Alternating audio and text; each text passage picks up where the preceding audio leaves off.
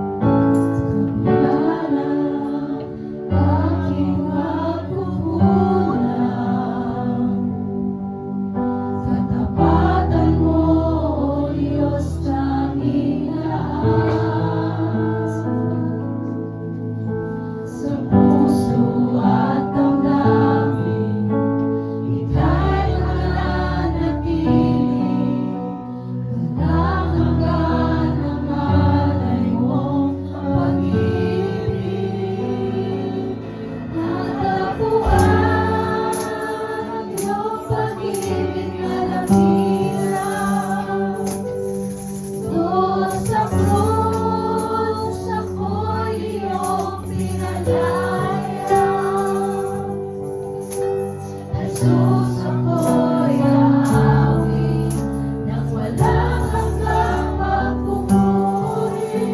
Ang puso ko'y sa'yo